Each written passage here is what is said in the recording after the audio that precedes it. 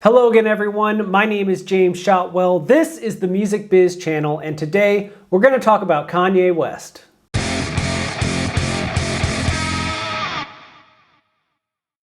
I'm sure you're all aware of Donda, Kanye West's 10th studio album, which was released on Sunday, August 29th at around 8 a.m. following 3 live events that took place in the weeks preceding. Now, I don't know if you watched these events or if you read about them or if you've done your absolute best to avoid them altogether, but I want to talk about the Donda Rollout because there are lessons here that are good that all artists should be following. And while I don't think you should do it the exact way Kanye did, I do want to use these events as a way to help you do better with your marketing. The first lesson we can all learn from the Donda Rollout is that it's okay to take your time releasing music. I mean this very seriously. A lot of artists today get frustrated with the idea of planning a rollout and choosing singles and doing all that. It just seems like too much work. They'd rather just say there's an album coming and give their fans the album. They don't want to go through the pomp and circumstance of rolling out a record. But if we've learned anything from Donda in the last month, it's that the rollout works. Whether you like him, hate him, want the album, never want to hear the album, you've probably talked about Donda in the last month. You've probably seen people talking about it. It was very easy for Kanye to turn the people witnessing his events into people being ambassadors for his album because he just kept pushing it. He just kept putting it out there, putting it in our faces, saying, hey, there's this thing called Donda and you should know about it. And whether or not we care to, we do. We know about it. We know that it exists. So his marketing efforts are successful, and I think a big part of that is because he took his time.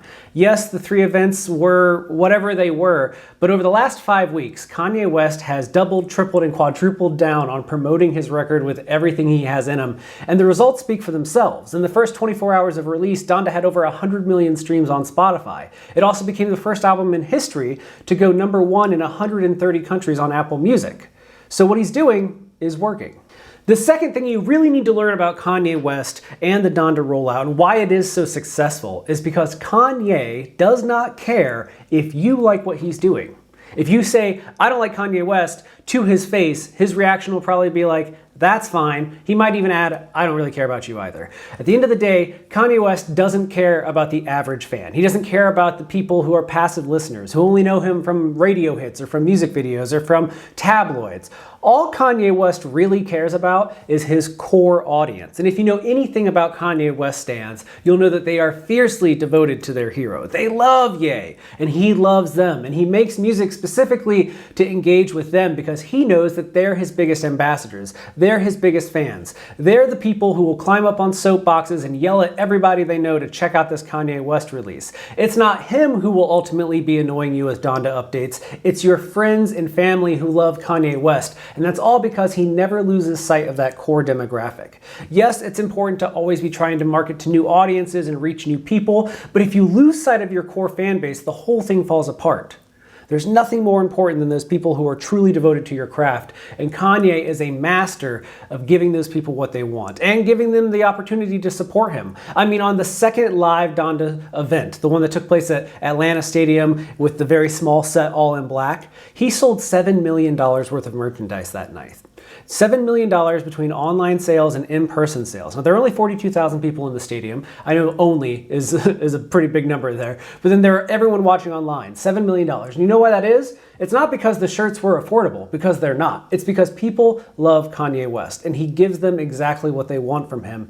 And that's a beautiful thing. The third lesson you should learn from Kanye West Donda events and the rollout as a whole is that you have to give people something to talk about. Because say what you will about this album, say what you will about the events, about the whole thing that we've done over the last 5 or 6 weeks, but you cannot deny that he gave us something to talk about. There's not even a music video. I would argue there's not even a single. You cannot tell me what the standout track on Donda is. I have some theories based on the runtimes of the songs, but as a whole, this album doesn't have the traditional markers of a record. There's not a music video, there's not a single, there's nothing at radio, and yet we've all spent the last month being immersed in the world of Kanye West. And why? Because he gave us stuff to play with, to think about, to look at, to talk about, to hate, to love, to whatever it is. He gave us something that caused a reaction within us, and that is when you know you're succeeding at your marketing efforts. Whether you love it or you hate it, you feel some way, and that feeling is what he's trying to accomplish. And you need to be trying to do that in your own rollouts. You don't have to shoot a video. You don't have to have 3 singles.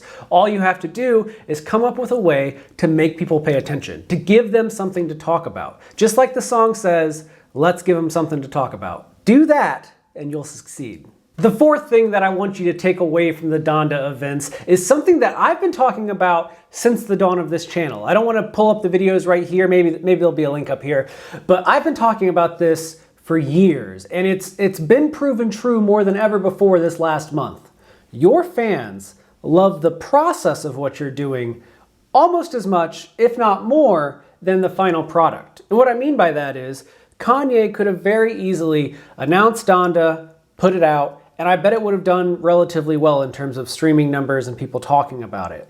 But what he's come to understand, and what he probably learned through doing The Life of Pablo and all the variations of that record that eventually existed, is that his fans are curious about the creative process. Your fans want to see how the sausage is made, to use a euphemism that I've heard throughout my lifetime. People want to know how you do what you do. And what Kanye did through these events, through all the Donda live streams, is that he kind of showed us. He showed us snippets of songs that then grew into more elaborate tracks, and then he pulled things back and he made changes and revisions, and some of them we liked and some of them we didn't, but we were all able to bear witness to the evolution of an album that is now here for us to consume. And whether or not we like it, we know how it was made, and that makes us feel a closer connection to it.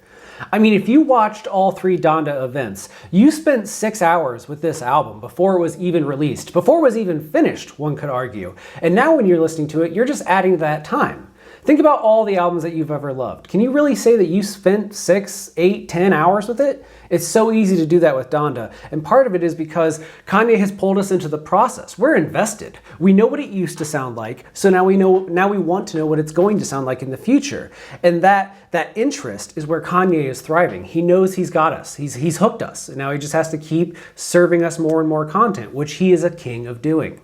The fifth thing that I think we can learn from the Donda rollout is that you don't have to use all your good ideas yourself. There are at least 2 songs on Donda where Kanye West is barely present. He sings the hook on Off the Grid and he joins in a few couple ad-libs here and there, but as a whole, that track features 2 other artists. You know, Kanye loves to think of himself as a rapper, but at the end of the day, he's a producer more than anything else. And he knows how to pair a person with a beat that might not seem like an obvious choice for them. He's so good at this, and he's done it throughout his career, all the way back to the Good Friday sessions a decade ago. But on Donda, it becomes more apparent that when he's creating, he's thinking about how it might work for someone else as well. I mean, there are a lot of cool features on this record, things that I think will help already established talent, but the most impressive features in my mind are people like Vori or Baby Keem, who haven't really had a lot of chances to get in front of the massive audience that Kanye has, and here he is putting them on. He does not benefit whatsoever from having a Baby Keem or a Ruga or a Vori on his album. Those artists are so small, their fans are already aware of Kanye West. There's no benefit to Kanye for having them other than having their voice present because those voices matter to Kanye. I think that there's a lesson in that as an artist, as a songwriter, as a creative person, sometimes you're going to come up with stuff that is so good, but maybe it's not right for you. Or maybe it's right for you in part, but you need another person to make it as good as it can be. And there's a skill involved in learning to recognize that, to know who's best suited to make something the best it can possibly be. That's leadership, that's management, that's business savvy. And it's something that people don't always give Kanye credit for, but Donda made that clear, and you need to use it in your own career. Maybe you have a really good hook for a song that doesn't fit the sound of your band, but I bet you know somebody who it might work for, and you shouldn't feel ashamed to share it with them or to offer it to them. It happens in every creative field. There are comedians that give other comedians taglines. You know, they'll say, that joke was really good, but what if you added this to it and it would get a little bit better? And maybe those comedians don't use that, but it's a common practice. And I think the same thing can happen in music, and that collaboration will make for a better community for all of us to enjoy. And the sixth thing, the final thing that I'll say on the positive side about the Donda events and what we can learn from them, is that release day is just the beginning. You know, Kanye did this big rollout, he's done these 3 events, but I would imagine there's probably more to come. Maybe a proper tour down the line, but why do a tour when you can just do these stadium pop-up shows that are essentially whatever he wants them to be, and they sell out in a matter of minutes? It makes no sense to go the traditional route with all that expensive production and everything when a literally blank canvas stretched across a football field with one man standing on it who doesn't even have a microphone can sell 42,000 tickets. The thing is that Kanye's upset about how Donda came out. According to him, Universal Music released it on Sunday without his permission.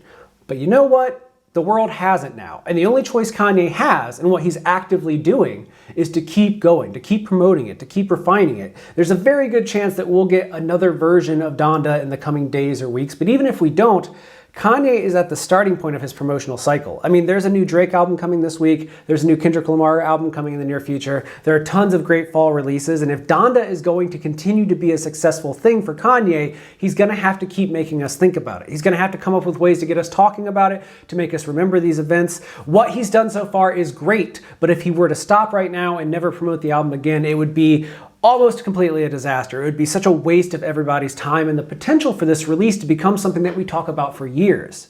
And I know that as an independent artist who doesn't have the money that Kanye has and doesn't have the team that Kanye has, you've spent everything that you have in you to get to release day. And when that day comes, it should be a point of celebration for you. And I absolutely do believe that you should celebrate that day. We should celebrate with the knowledge that tomorrow the work begins again. Because after the album's out, the hill to climb to get attention, to get people to buy stuff, to get people to care is even steeper than it was before the album was out. Because now it's a thing that's just available. Everyone has it all the time, so why should they put any urgency into dealing with it or listening to it or experiencing it?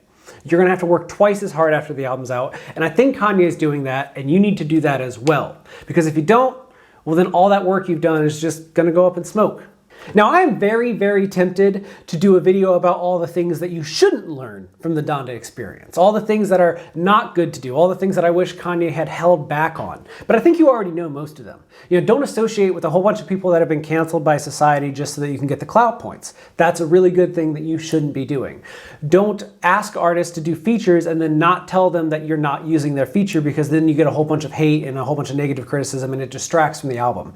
There's a lot of things that Kanye does that you shouldn't follow. But everything I've laid out in this video is actually good advice. It's actually good business to do these things, and I hope that you'll apply them to your career. But if you need even more help and advice and guidance and support, well, that's why MusicBiz exists. This channel is here to help you be a better musician, to have a better career, and to build a better, more inclusive industry for everyone. If you'd like to help in those efforts, just click the subscribe button. It's right down there, somewhere at the bottom of the screen. Click that button and join this community. And if you've already done that, well, thank you so much for watching. And I'll leave you with what I say at the end of every video. And that is that no matter what you do in this life, please take care of yourself, because you deserve it.